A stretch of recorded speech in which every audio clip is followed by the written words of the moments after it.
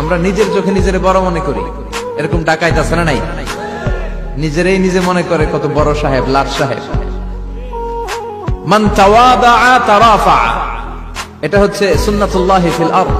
মান তাওয়াদা তারাফা, যে নিচে নেমে থাকতে চায় আল্লাহ ওরা টেনে উপরে উঠায়, আর যে খালি উঠতে চায়, হিংসা করে অহংকার করে উপরে ঠেলতে চায়, ওরা নিচে নামায় দেয় কে? সাইয়েদনা আদমকে আল্লাহ বললেন, আদম সাল্লিম আলা উলাইকা নাফার লাম্মা খালাকাল্লাহু আদম ওয়া কানা তুলহু 60 যিরাআন। নিচে নেমে গেলে যে উপরে ওঠে, আর উপরে উঠতে চাইলে যে নিচে নামে, উদাহরণ দেখেন।